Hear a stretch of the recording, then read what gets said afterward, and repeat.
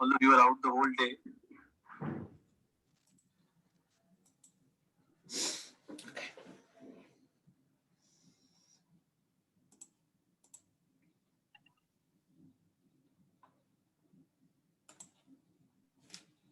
Like, I don't need that. What am I going to use that for?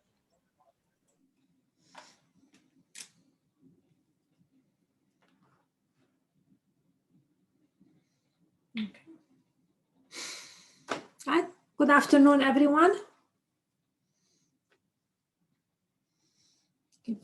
How did your practice problem goes? Do you have any questions? Please get going and put them on chat. Any problems you had with the practice? Okay, I give you a minute to gather your thought and put them on. Okay, 19, 20, 35. We will do that. Okay. All right, so we start with Amber's number 19.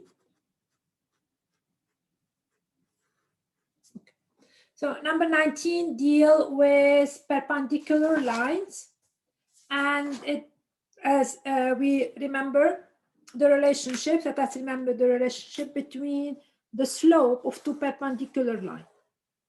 So if we have a line, let me call it L1, and let me call L2 are two lines. If L1 is perpendicular to L2, remember this symbol means perpendicular, meaning that they form a right angle, a 90-degree angle between them. Okay, then the slope of one, so if I know the slope of one of the line, I can find the slope of the other one. The slope of L1 is -1 over the slope of L2. Okay, so that's really the relationship between the slope. So this is what number 19 is about. So let us read it. Okay, find an equation for the line that go through the point 0, 10, 12. So the line that I'm interested in, I'm going to call it L1. It goes through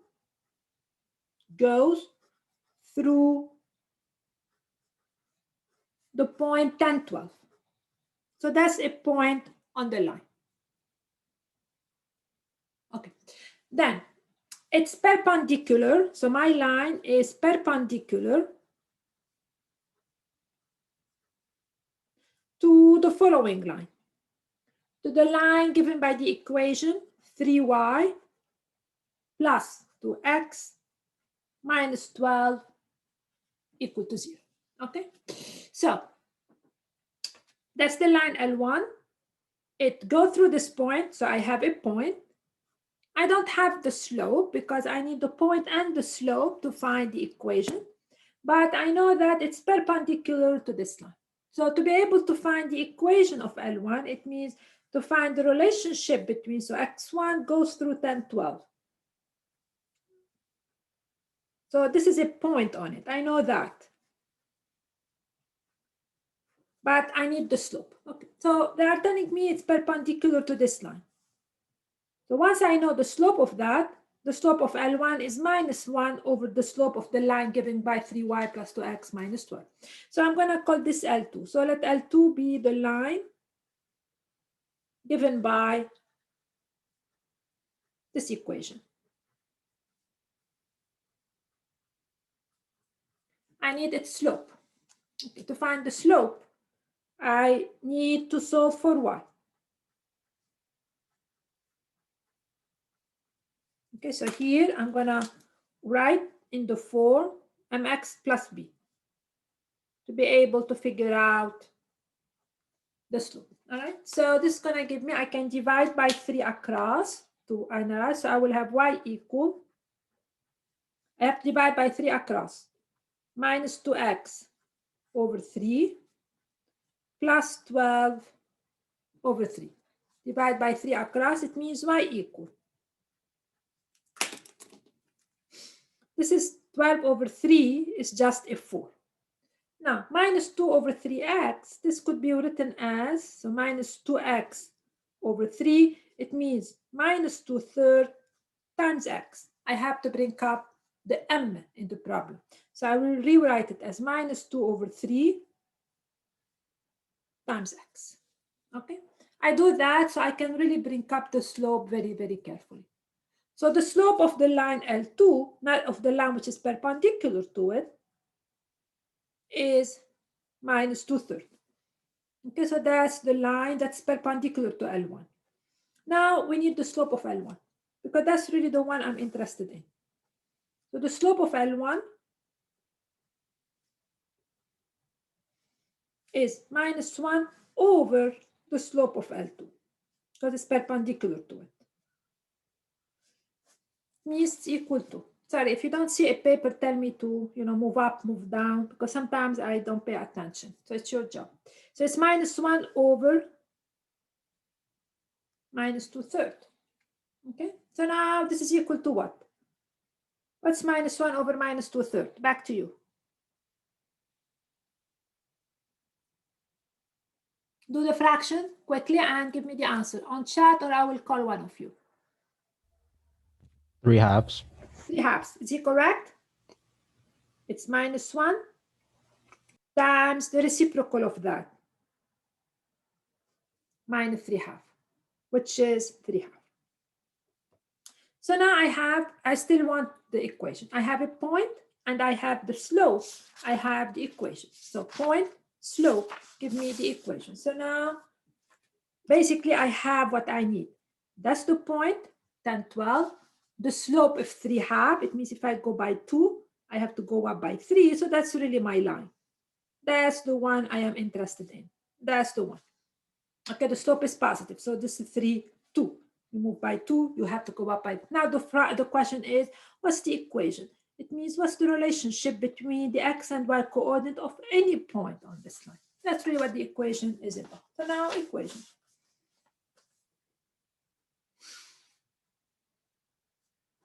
I have the point, 10, 12, and I have the slope, which is 3/2. So I can use the point slope or I can use the slope intercept. So I will use the slope the point slope for.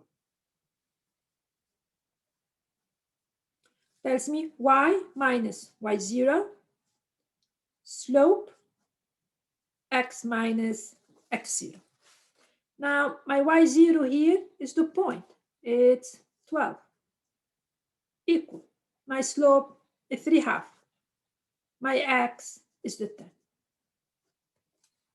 Now the rest is a little bit of algebra and we are done. So my 1 minus 12 equal, I distribute 3 over 2x minus 3 over 2 times 10. It means 3 over 2 times 10. It's 30 over 2 because we multiplying fraction, multiply numerator, which is equal to 15. So this is minus 15. I add 12 both sides and I get the equation. End of the problem. Okay. So the basic idea, if I want the equation, I need the slope and the point. The point was given to me. I'm struggling with the slope.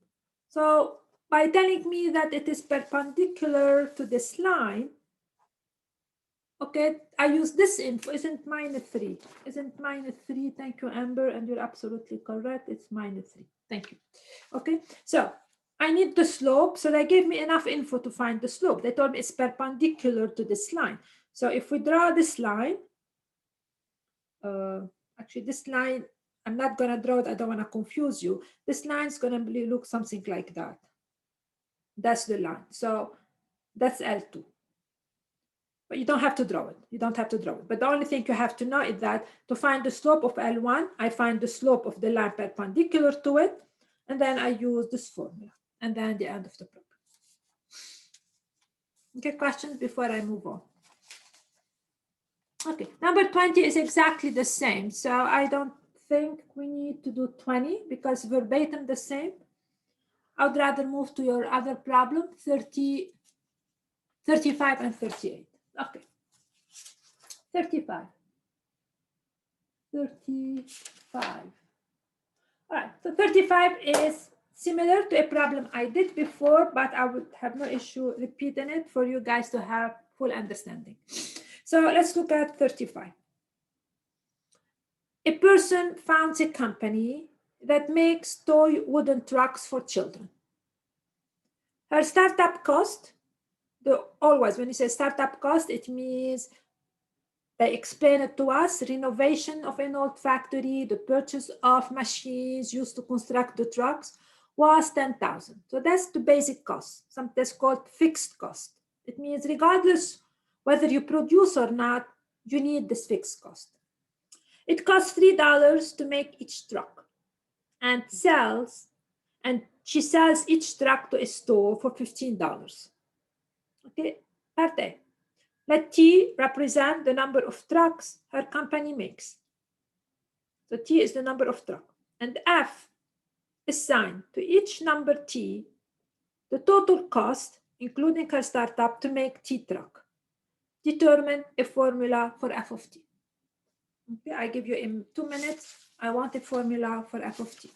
Read the problem, interact with it, and then give me a formula for F of T. Identify your input, identify your output, make a little table to fully understand the problem.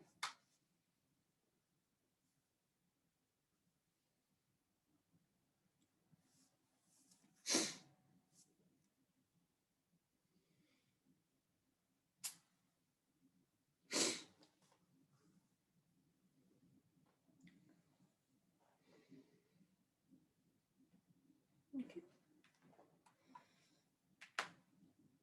Anybody with the answer? Is it 3T plus 10,000? Absolutely. Okay, what does F of T represent? F of T is the cost to produce T trucks. So that's T, that's my input. So the input here is the number of trucks. F of T is the cost to produce T trucks. So if nothing is produced, that's the 10,000. Once I start producing, so we're talking now about the labor and what the truck is made for. I mean, the wood that they need to make those wooden trucks, the cost is going to increase now by $3. Every extra truck, $3. That's really the picture. So here my slope is 3 in this problem. And my B, which is what happened at 0, is 10,000. So the cost to produce 10 trucks is the initial value plus 3T. Or if we like the form MT plus B, it's 3T plus 10,000. Okay, nothing produced, 10,000, that's the fixed cost. 1, 10,000 plus 3, 2, 10,000 plus 3 times 2, and so on and so forth. Part B.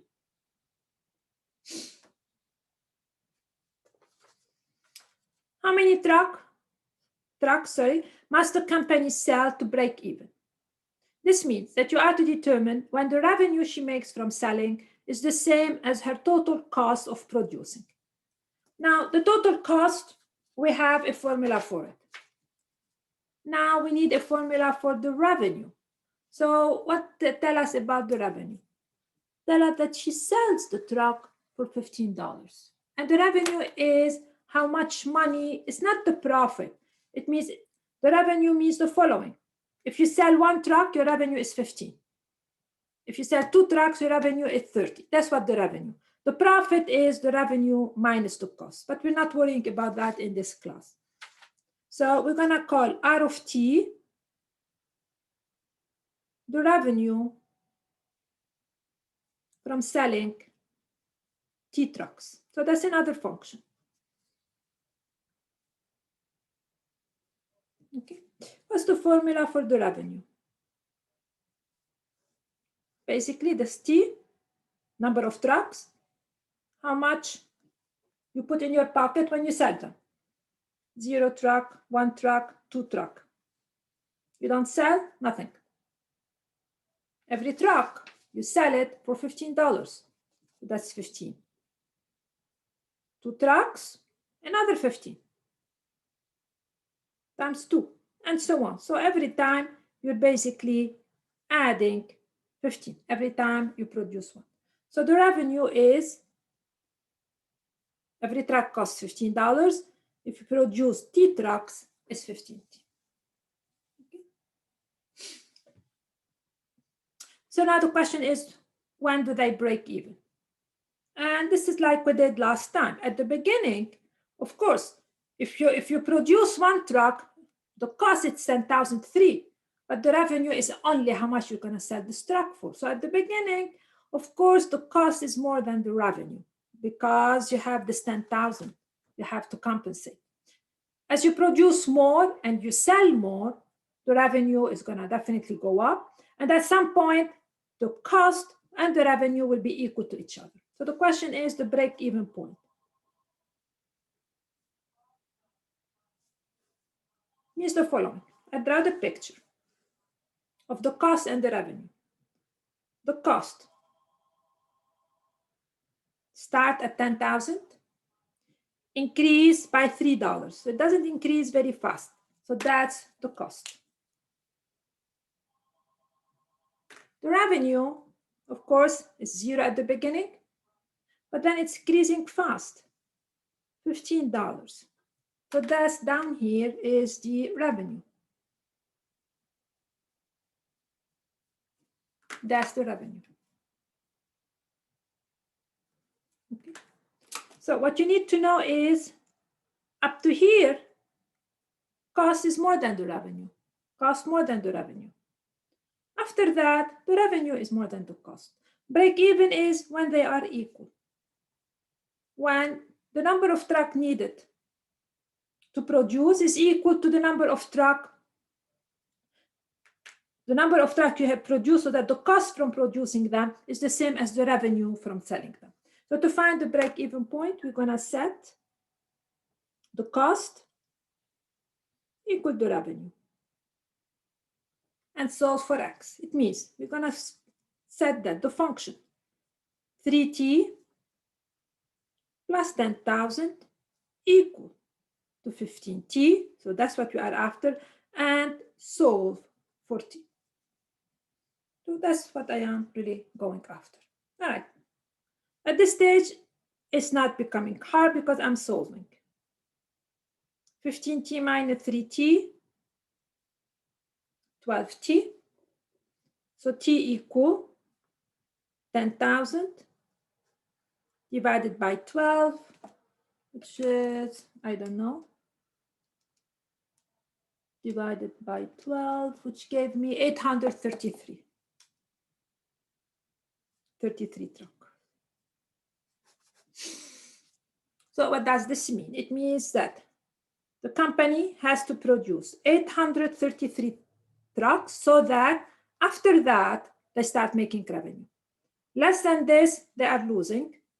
After that, they still start to make money because the revenue now is becoming more than the cost to produce them.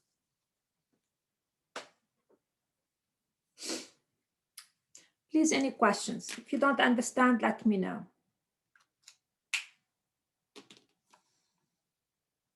Anybody? It's your chance to ask questions. All right, so I look at the last problem you have, number 38, and we move on. 38. Ah, okay, that's nice. So before I do 38, let me talk about something else, and then I'll do 38. So intersection of two lines. Intersection of, for now, I'm going to take two lines, and then 38 is a little bit harder. What do I mean, intersection of two lines? So suppose we have two lines. Let me give them. One line, let us say is 2x plus 6. That's a line L1. And L2 is, let us say, 4x plus 1, for example. Okay, I have those two lines. I'm going to first graph them. So question number 1 is sketch both lines. How do I sketch them? The first one. So let me sketch the first. You can do it two ways. Either you find the intercept and then you look at the slope and you say, going from that, you say, okay, we go by 1, we go by 2. Or you can pick 2 points. It means you find 2 input and then you draw the points. If x equal to 0, my y is 6. If x is 1, my y is 8. It means that if x is 0, y is 6. That's a point on the line. Another point on the line, if x is 1, it is 8. That's my line, the first one. That's L1. So to sketch a line, you just sketch 2 points on the line. Once you know those 2 points, you're set.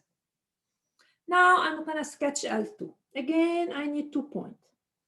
So x and for x plus 1. I say, okay, if at 0, I am at 1. And down here, that's the intercept. We know that. If x is 1, If x is 1, 4 plus 1, this is 5. So if x at 1, I am down here. So this is my second line. It's steeper than the first because the slope is higher. So it's steeper, steeper, steeper, and that's my second line. Okay, so this is L1. And this one, the dashed one, is L2.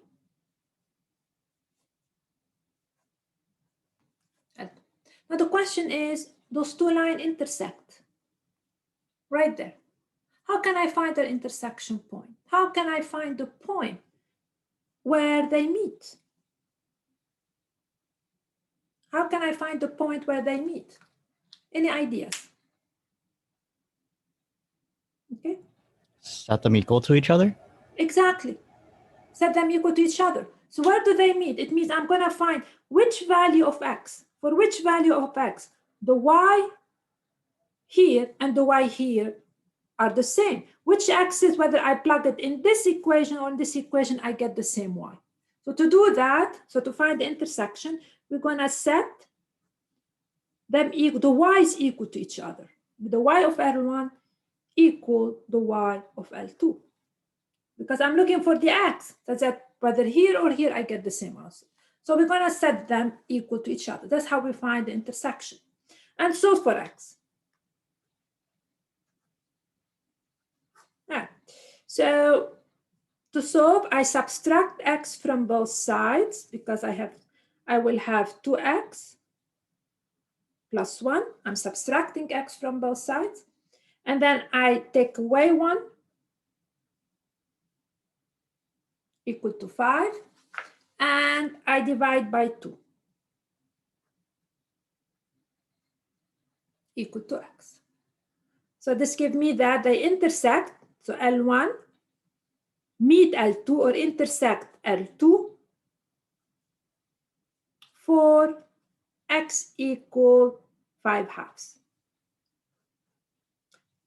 What is the y? So in the picture here, this point is like when I found the break-even point. That's really what the break-even point, when 2 things meet. So in this picture here, this is the 5/2. Now, if I want the y coordinate, how can I get the y coordinate? Back to you guys.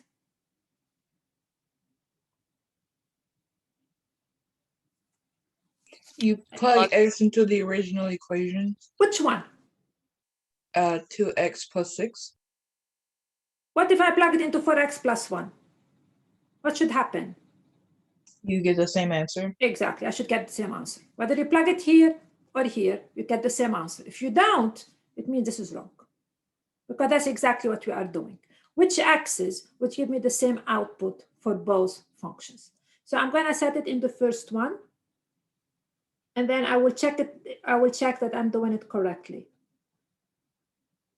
2 times 5/2, it's 5 plus 6, going to give me 11. So my point is going to be 5/2 and 11. That's the intersection point. Now I'm going to check. What do I mean by check? I'm going to put my y in the second equation. If I don't get 11, I'm doing something wrong. So I'm going to plug in y, x into the equation of L2.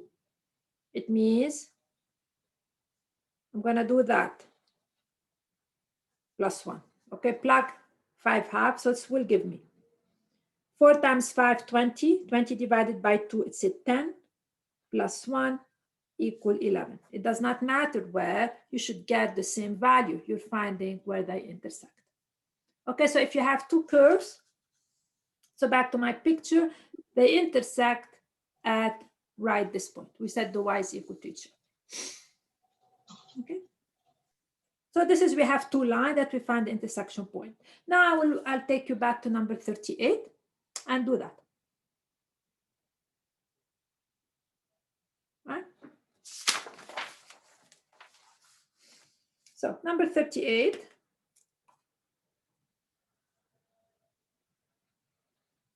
It's the following. They gave me the graph of two functions. So they gave me one function, it's x squared minus 2, and y equal to x plus 1. Now this one is a line. We know how to graph it. This one, we will know very soon how to graph it. Some of you probably know already, but the book gave us the graph. So this is the following. 2x plus 1, that's the intercept is at 1. And then if x is 1, this is going to be 3. So this is my line to x plus 1. Okay. X squared minus 2, this is basically a parabola. So it have this shape, but shifted down by 2 units. So this is going to look something like that.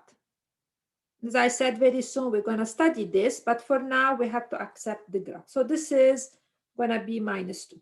Okay, so we have two functions that they meet. So this one here, this is y equal x squared minus 2. So if x is 0, that's minus 2. If x is 1, that's minus 1, and so on and so forth. Those two meet here and meet here. That's their intersection. And the question is, what are those points? Where do they meet? And the idea is the same. I need to find the x so that if I plug it here or I plug it here, it gives me the same one.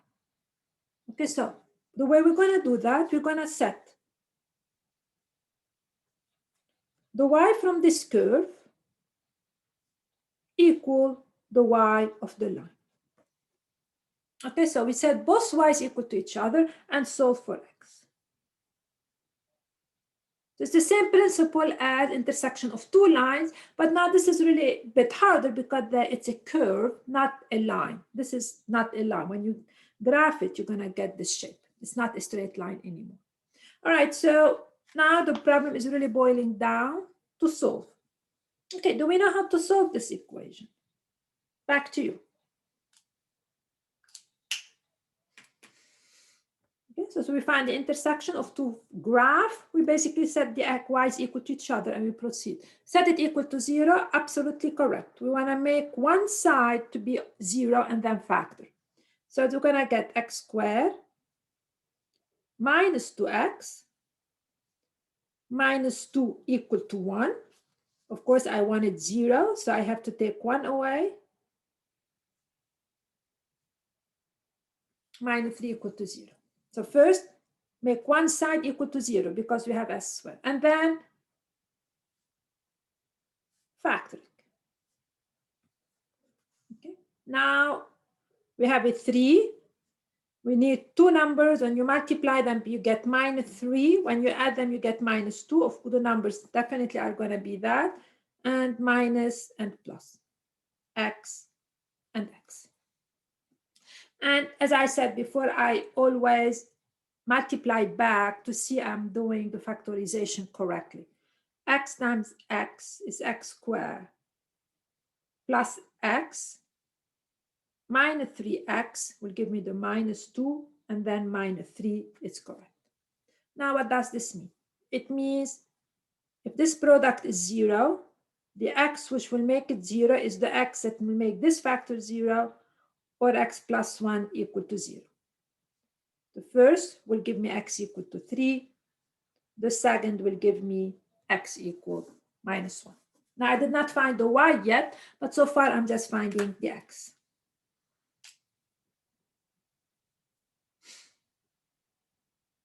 Okay.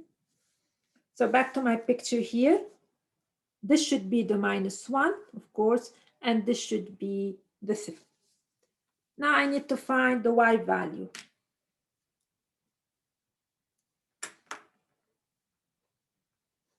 If x equal to 3, y, if x equal -1, what's the y? All right. If x equal to 3, what's the y? Who can give me the y in this scenario?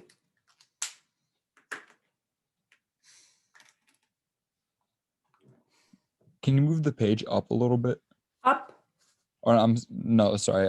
There you go, like that. Yeah. Okay. I will put the functions here so you guys can refer to them. Okay, I want the y in both situations. If x is 3, what's the y? 7. Do you agree? I have a 7. Anybody agree with 7? I didn't do the math. Jessica, how did you get the 7? I plugged the 3 into the second equation. This one, she plugged 3 here. 2 times 3, 6 plus 1, 7. And if you plug it into the first, did you get the same answer? If I plug it here, I should have the same answer. If x is 3, x squared is 9 minus 2, 7. So the first point is 3, 7. They meet. It means we have intersection. Down here, if x is -1, what is the y? So I plug it in the second equation. I will have, 2 times -1 plus 1, which give me -2 plus 1, -1. So the second point should be -1, -1. And now I check. If I put -1 here, will I get the same answer?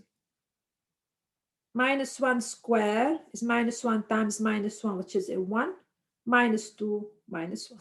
So these are the 2 points of intersection.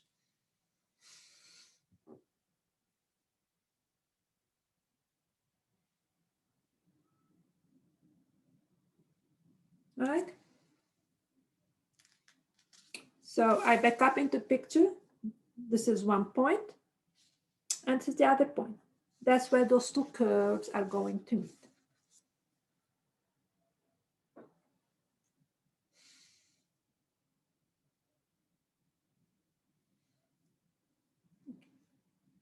Any question before we move on to the next section? Please, if you have any questions, let me know.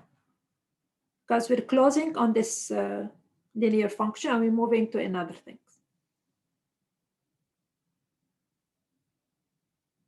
Right.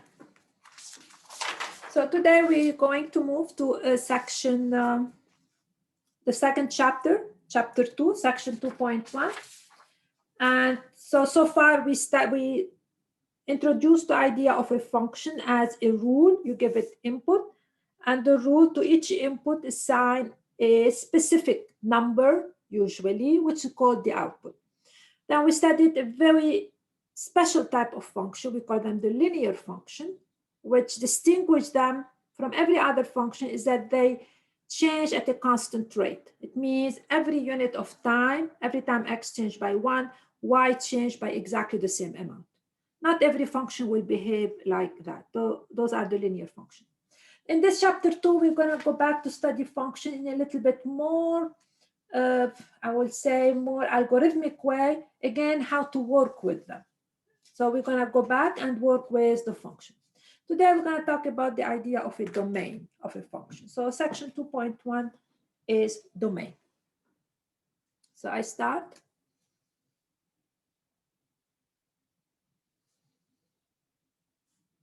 Domain of a function.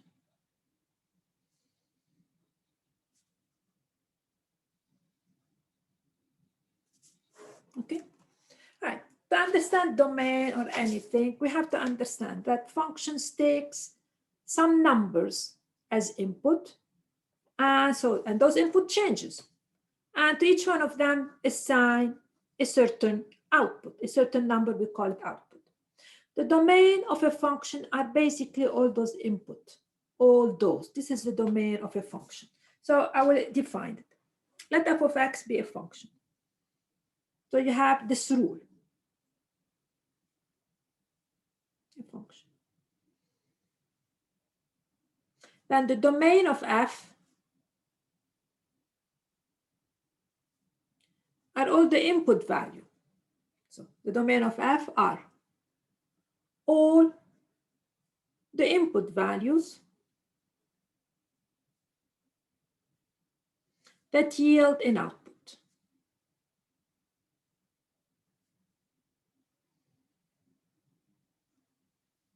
Or that's an equivalent definition of that, or all the x values, because here I'm calling x the input, all the x values for which f of x,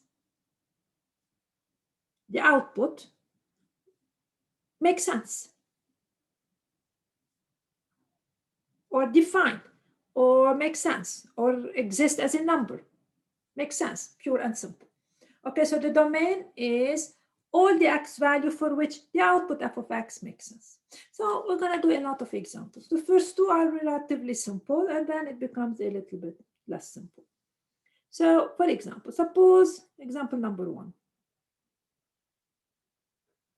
Suppose I give you the following function. Okay, x and f of x.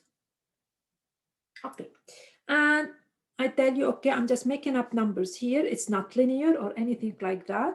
So I'm going to put -1, 4, 0, 6. That's my function. It means my function takes 0 to -1. Those are the input. It takes 1 to 4. That's really how my rule is defined. It takes 2 to 0, and it takes 3 to 6. So that's really the assignment I am talking about. What's the domain here? The domain are all the x value for which f of x exists, or all the input that yields an output. So in this scenario, what's the domain? That's the function. You don't have anything else. The domain are only the input that yield an output. So the domain here is going to be 0 because there is an output for it. 1, 2, and 3. 4 is not in the domain because if I ask you what is f of 4, you look at me, you told me that it's not linear. We have no idea what f of 4 could be. So the domain are the x values for which there is an output. Okay, example number 2, again, not hard yet. Okay, example number 2. Suppose I give you the graph of a function. So my function now is given by a graph. So I don't give you the rule, I graph it. And so suppose my function looks like this. This is -1, it's like a parabola going up, and I stop here. And let me see, this is 4. Okay. Ask what's the domain here? What do I mean by the domain? What are all the input for which there is an output? So, for example, suppose I ask you what is f of 5. Do you know what f of 5 is? Is there an output for f of 5 given the graph I'm giving you? Yes or no? No. Is there an output for -2? Yes or no? Is there an output for 1? Yes or no? If I tell you find f of 1, yeah. If I tell you find f of 1, 1 is here. Find f of 1, and if I have a scale, you go all the way up till you hit the curve, and this is f of 1. So you know what f of 1 is. F of 2, yeah, why not? You go all the way up here, and this is f of 2. So what's the domain here? Who would like to speak up?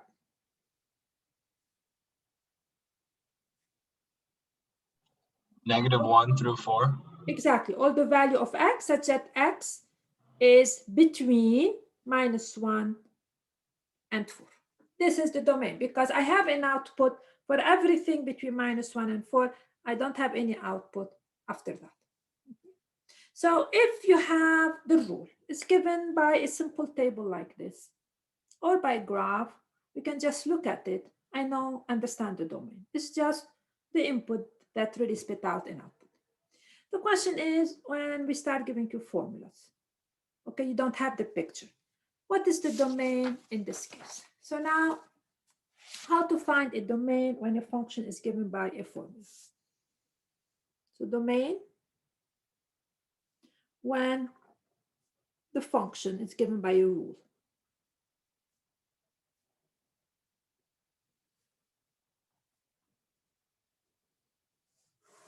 Okay, so it's not a graph, I just give you a rule. I start with the definition never change.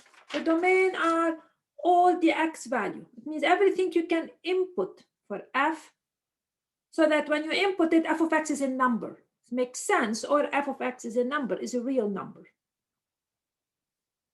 Is a number.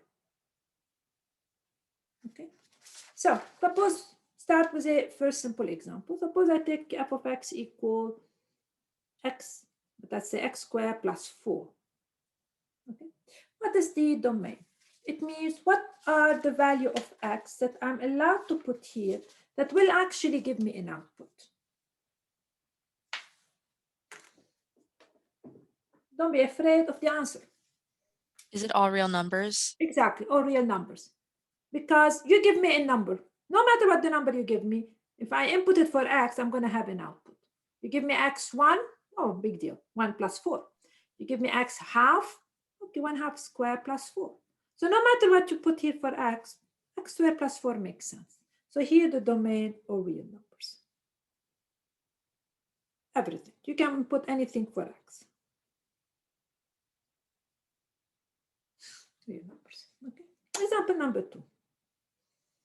Okay. Suppose I give you f of x to be 1 over x minus 4. Okay, so that's the rule. Take an input x, it output 1 over x minus 4. Now the question again. Can I input any value of x?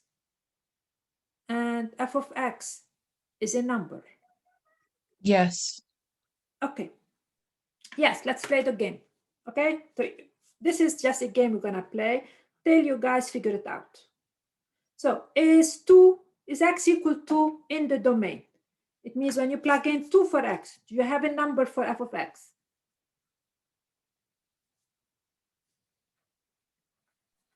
Yes. Yes, because in the domain, let's see, because what does it mean? It means if you input 2 for it, you have an output. It means the rule, does it give you a real number? 2 minus 4, it's minus 1/2, because 2 minus, so I don't have issue with that. 2 is in the domain. Okay, is x equal to minus 2 in the domain? No, not minus 2.5. Why not? In the domain. What does it mean? It means if you plug in 2.5 minus 2.5, do you get a real number? Okay, I plug in minus 2.5 minus 4. It means 1 over minus 8.5. Okay, there is no problem with that. 1 over 8 minus 1 over 8. My calculator can do it. Okay, I can go on forever. I want you to see something. Can I input any value of x? No. No. Which value of x can give me a problem and why? X equals 4 because if you put in 4, it'll make it undefined. Exactly. So the question is x equal to 4 in the domain? Okay. Then, all right, as your classmate rightfully said, what's happening? If I plug in 4 for x, I get 1 over 4 minus 4, 1 over 0, which is not defined. So the number x equal to 4 is going to give me a problem. Why is going to give me a problem? Because it makes the denominator 0. So x equal to 4 is not in the domain. So is x equal to 4 in the domain? And the answer is absolutely no. So this is, we're playing the game so you understand. So the question is algebraically, how I'm going to find the values which are in the domain. Whenever the rule has a denominator in it, whenever the rule involves a denominator, we have to make sure to exclude from the domain all the value that makes the denominator 0. Every value of x that makes the denominator 0 will give me 1 over 0. It means we will not have, the function will not be defined. So how to find the domain? F of x, I'll write this one in details, the rest we do them faster. F of x yields an output. It will give me an output for all x's, for all value x, except, give me for all x, except those that makes the denominator 0. So every time we have a denominator, f of x yield an output except for those, all x's except those that makes the denominator 0. Okay, so this is what, so how to find the output? So to find the domain, we look for them. We set the denominator equal to 0, and we ask ourselves, which axis makes this 0? We solve for x equal to 4. So x equal to 4 will make this equal to 0. So the domain will be all values except all values of x, except x equal to 0. So it's going to be all values of x such that x different from 4. And that would be the domain. Okay. So let me a little bit sum up. Whenever you have a function and the function involved in its formula, there is a denominator. Immediately we have two things. Every x that makes the denominator 0 is not acceptable. So to find those x's, we set the denominator equal to 0 and we ask ourselves, what are the x that make the denominator 0? It's a very simple problem. 4 makes the denominator 0. This value had to be excluded from the domain, and the domain will be everything except 4, because for 4 I will have. Okay, I'm going to give you two problems along those same lines, then we move on to another type of functions. So example number 2, suppose I give you f of x equal 1 over 2x plus 3. Some examples are meant not for you to see immediately domain. And the question is, find the domain.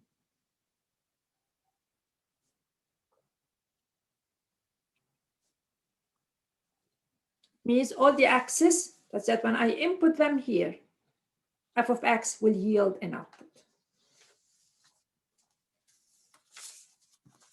Okay. I give you 2 minutes to do that.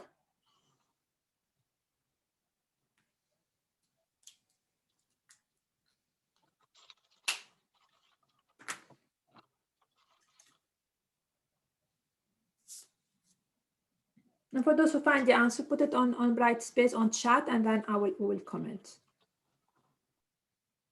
Think about it. Which axis will give us problem?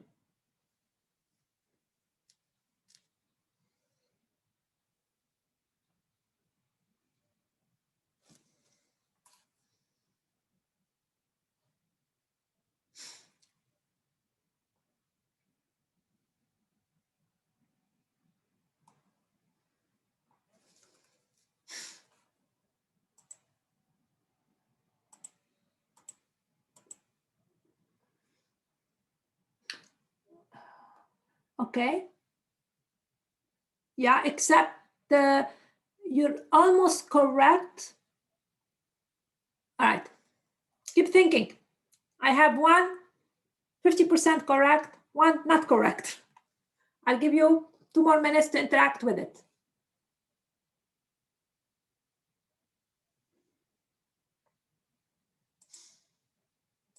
We have a denominator. You have to think what x makes the denominator 0. The x that makes the denominator 0 has to be removed. It will not be accepted. Okay? All right. Okay, I'm getting actually good answers. Okay. So everybody is telling me minus 1.5. And everybody is correct. Everything except minus 0.5. And everybody is correct. Because what caused the problem? Every x, that makes this 0 has to be excluded. So to find the domain, we're going to find, okay, we're going to set the denominator, because it's a denominator, equal to 0. And so for x, then remove this value. Okay, 2x plus 3 equal to 0. 2x equal minus 3. X equal minus 3/2. It means if I take x to be minus 3/2, I plug it in here, I will have 1/0. It means this value is not allowed in the domain. It does not give me an output. So the domain is going to be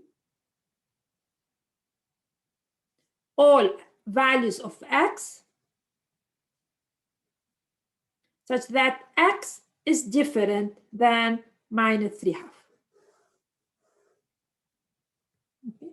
So when you give me the domain, you give me the x value. So some of you wrote f of minus 1/0.5. I have to make a comment.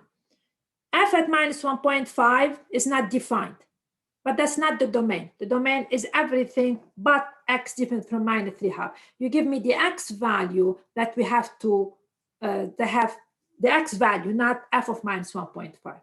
So for those who wrote f of minus 0.5, you have to change it, and all the values that x is not minus 0.5. Okay, this is the value caused me a problem.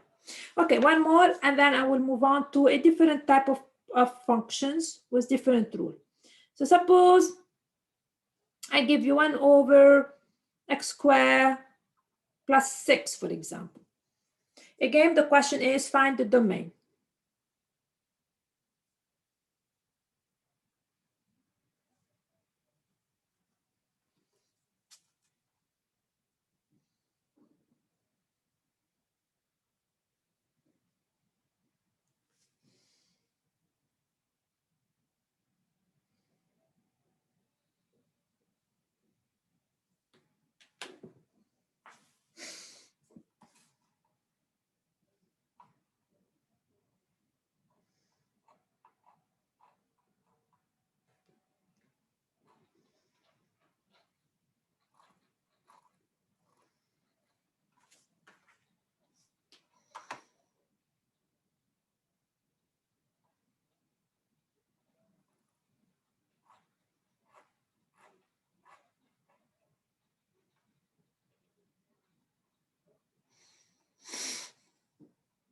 Don't be afraid of your answer. Don't be afraid of your answer.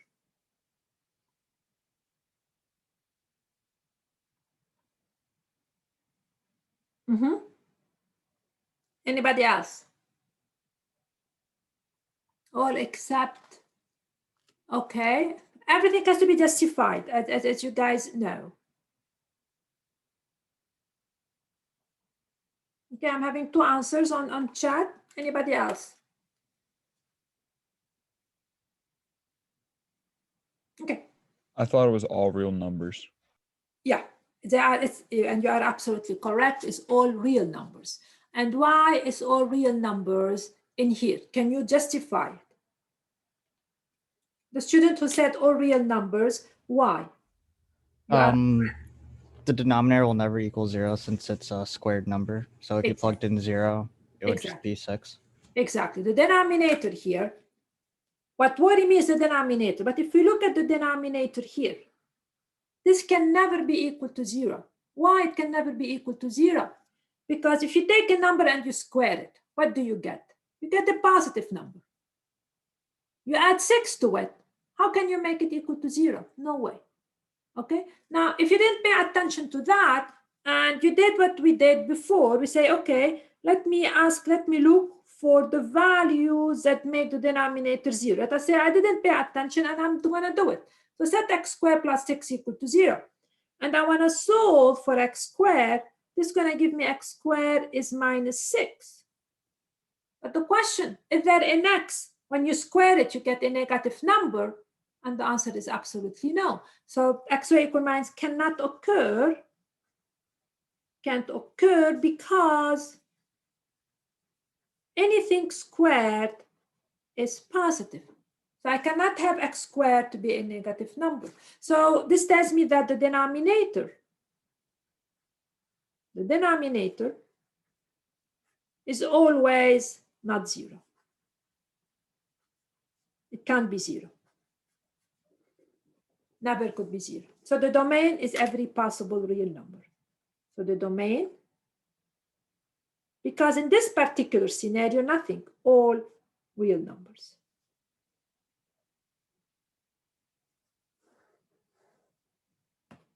Nothing makes the denominator 0 because it's 6 plus a positive number.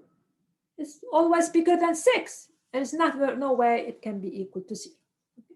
So the first type of functions that we have to find their domain are those that involve denominator. And whenever your function involves denominator, you should think everything that makes denominator 0 will not yield an output. So to find the domain, you set the denominator equal to 0 and you remove the x that caused it to be 0.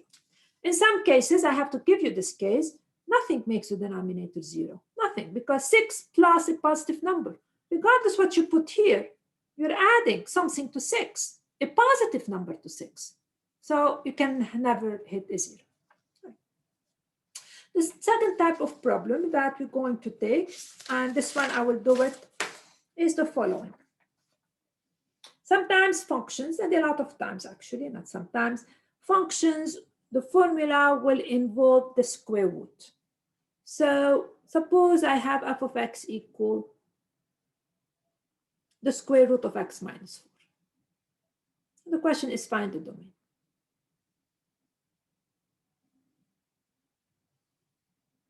Okay. Before I do that, let's make a small comment here. So we're going to open a box and a comment about the square root. Okay, just a comment. All right. The square root of what does not make sense? Let us remember. What's the square root? The square root of 4 is 2. I know everybody knows that. But the square root is a number that has the property. When you take this number and you square it, you get 4. So the square root of 4 is 2 because when you square 2, you get 4. Suppose I take the square root of minus 4. Is this defined? Yes or no? Does the square root of minus 4 make sense? What's the square root of minus 4? It's the number. Be undefined. Yeah, when you square it, you get negative 4. That's really what it is. Now, is there a number when you square it, you get negative 4? No, because no matter what the number is, if I take minus 2 and I square it, this is minus 2 times minus 2. It's 4. So any number, when you square it, you're going to get a positive number. So square root of minus 4 equal, it means that when you take the box square, you get minus 4. So this tells me that the square root of minus 4 is definitely not defined. Okay, so in general, the square root of a negative number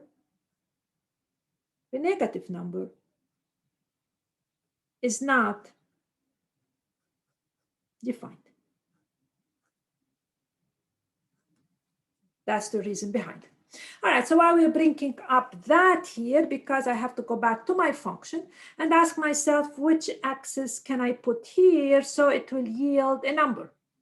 And the square root, whenever you have square root, we have to be careful that what's under the square root is not negative number. That's really what we have to care about. All right, so now I'll go back to my function and I'm going to ask you a bunch of questions.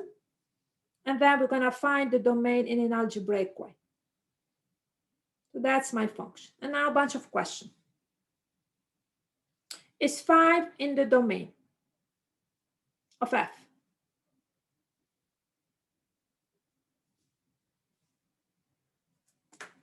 Yes or no? Quickly. Yes, because I plug in 5 for x, and I say, you know, am I having an output? It's 5 minus 4. That's the square root of 1. Now, the square root of 1 makes sense, because if you take 1, you square it, you get 1. No problem with that. Okay, let me take another number. Is, I don't know, is 4.1 in the domain?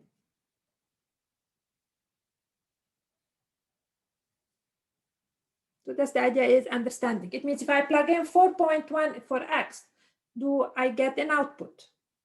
Okay. Yes or no? Back to you. Yes? Okay. Plug in 4.1. You get 4.1 minus 4, which is square root of 1.1. Now, what's the square root of 1.1? I don't know. We can take our calculator and compute it. We get a number, 1.048. That's the square root of 1. It means if you take this number and you square it, you're going to get 1.1. That's really what the square root is. So that's defined. Is 4 in the domain?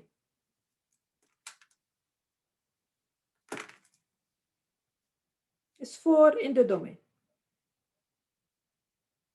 Yes or no?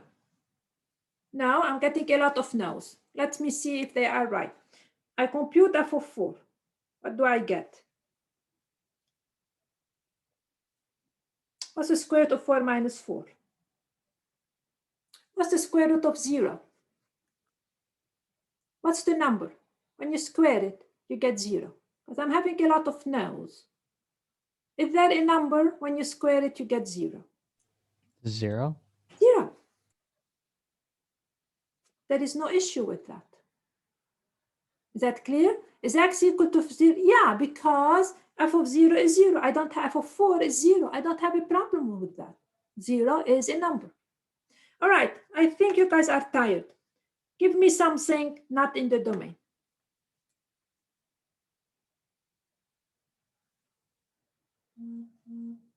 Give me something not in the domain. 1. 1. Is 1 in the domain? I'm going to find f of 1. The square root of 1 minus 4 is the square root of minus 3. Now I'm having an issue because the square root of a negative number is not defined. So this is not in the domain. Okay, so that's really the idea. What are the input that I can put? All right, so of course, we're not going to do all this to find the domain. The idea here is to give us a picture of what's really going on in the domain. So now how are we going to find the domain? Exactly, algebraically. What are the values of x that will be allowed in the domain? Every x which makes the term under the square root positive will be allowed. So I only can take the x's which make x minus 4 positive. Every x that makes x minus 4 negative has to go. So when I put in 1, 1 minus 4 is a negative number. It's not in my domain. So I only want the x's that will make x minus 4 positive. So how can I find them? So f of x yields in output.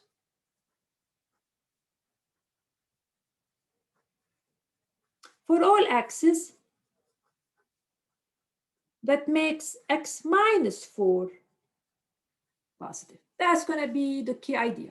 So f of x yields an output for all values of x that makes x minus 4 positive. So now, so to find them, so to find the domain,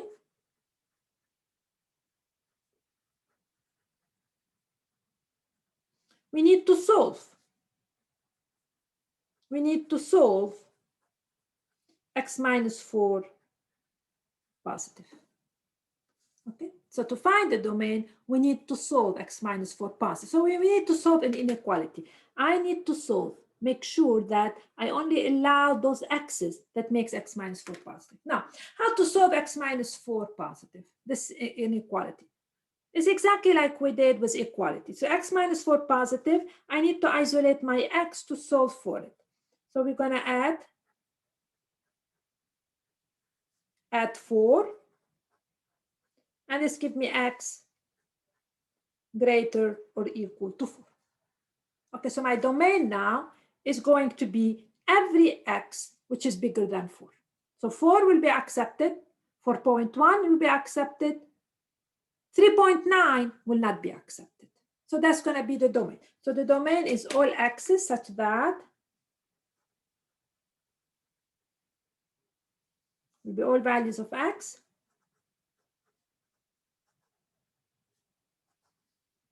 such that x is bigger or equal to 4. Okay. The domain, yeah. Now, before I take another example, graphically, if I take this function and I start to sketch the graph, how can we see the domain in the graph? What's going to happen graphically? So let's do that, because you have to see graphically why it is important for us. So this is my function f of x equal. So graphically, what's the picture? The square root of x minus 4. Graphically mean if I take x and y axis right there, I put the x values here and the y values here. What's going to happen? Anybody can tell me? What's going to happen?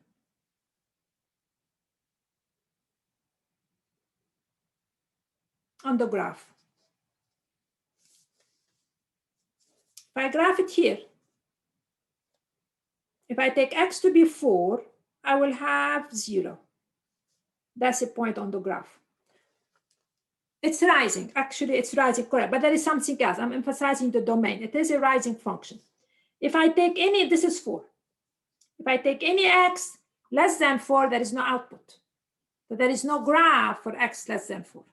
The graph is going to be like that, because there is output only. So it is rising, you're absolutely correct. But how the domain shows up, the function will make sense only when x bigger than 4. There is no output before that. And if I take anything less than 4, this is going to give me a negative number. It will not be an output. So that's really the effect on the graph. I have only part of the graph. There is nothing. There is no output here. Okay. All right, so now I'm going to give you 2 more examples to make sure all of you get this part. Usually students struggle with the domain tremendously, but it is what it is. We have to learn it. So I'm going to take another problem, very similar. Suppose I give you f of x equal, is a simple one, 3x plus 4. And my question to you is find the domain.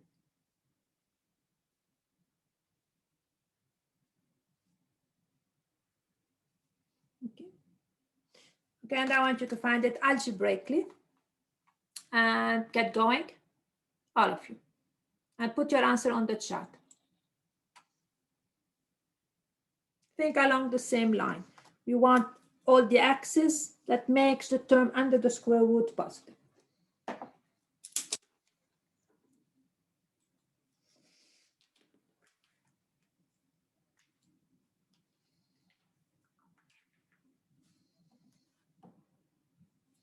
Okay, a little bit incomplete.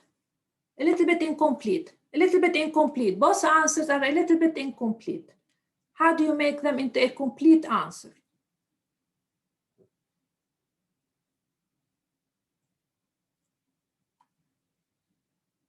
Make them into a complete answer, because this is, if you put this for me, I tell you, I don't know what you're talking about.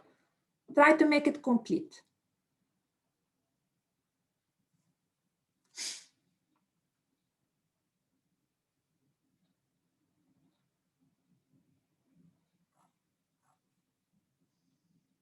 Okay, everybody, I'm glad you guys are doing this, participating. It's wonderful. I want more. No, I have problems with that. I still have problems. Keep going.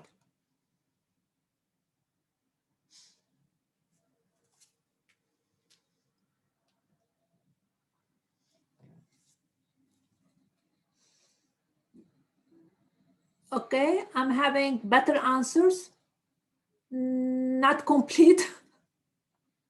And I will comment on that, but I want to give you the chance. I have one absolutely correct answer. We're getting better.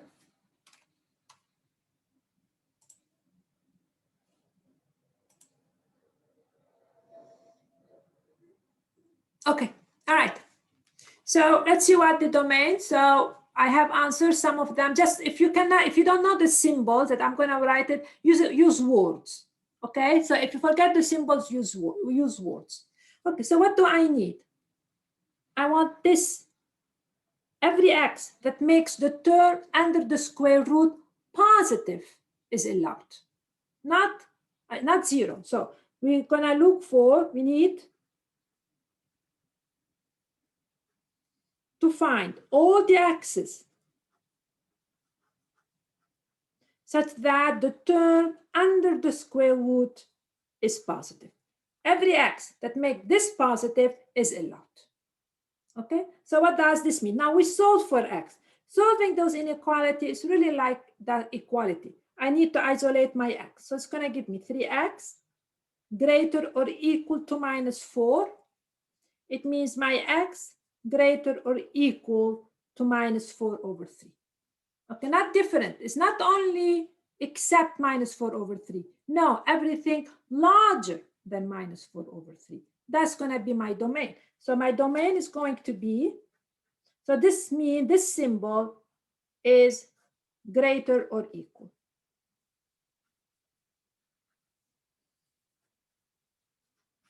So my domain now, I put it in red,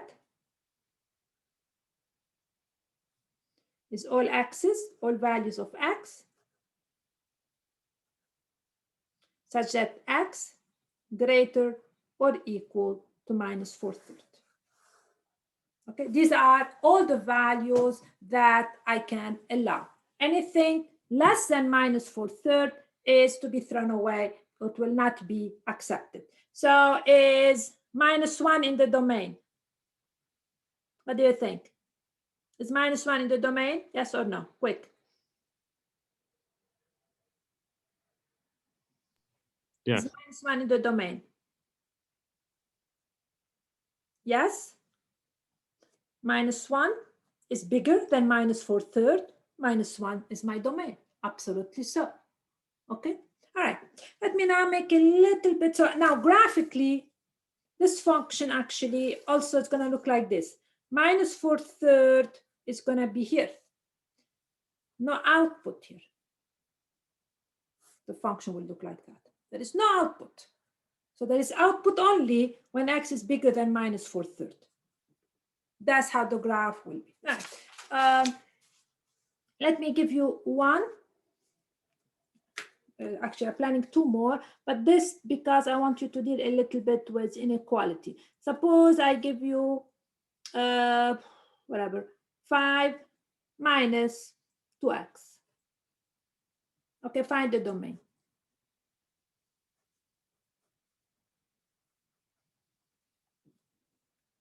Okay, get going and put your answers correctly this time.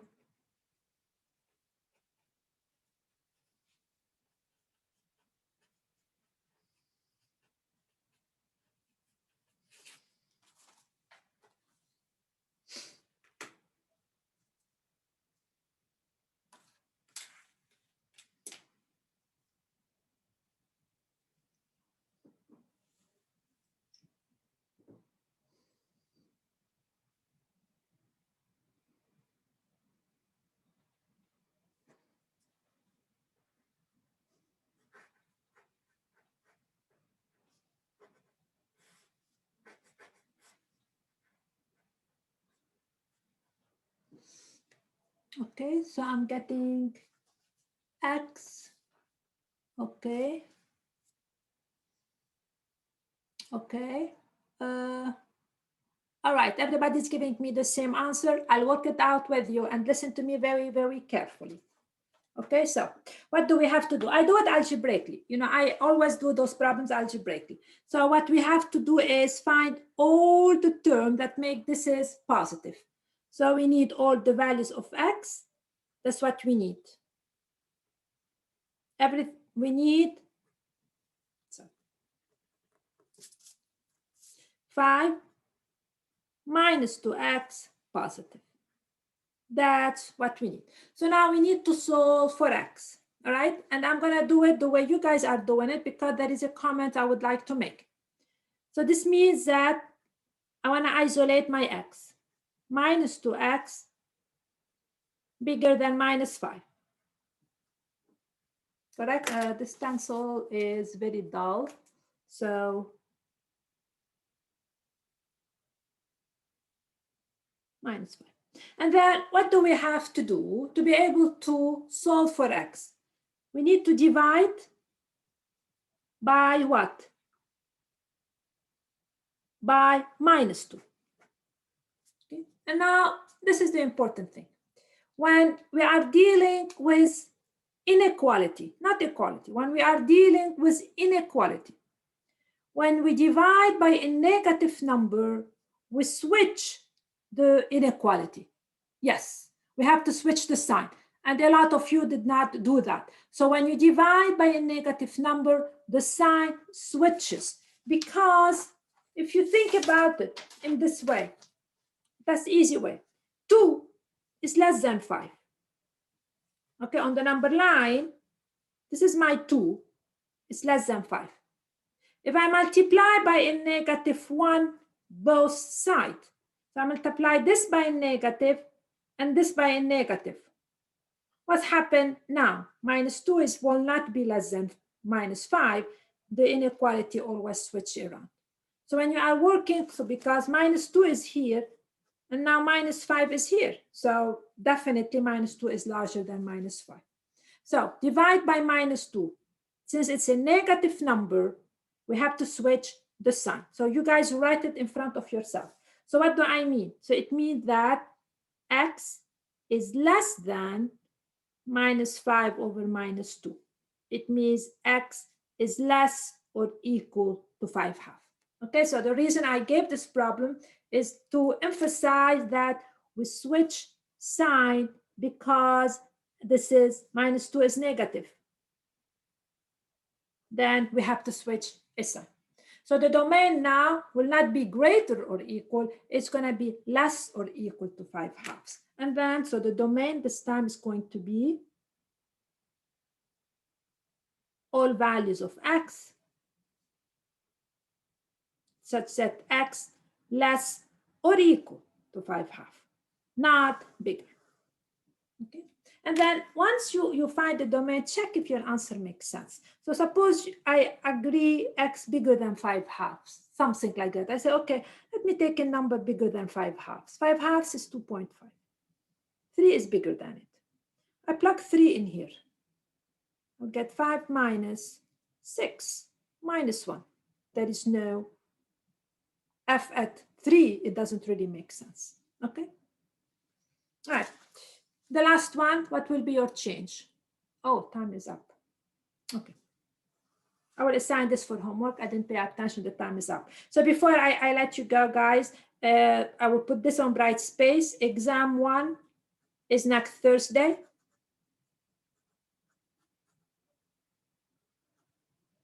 Okay.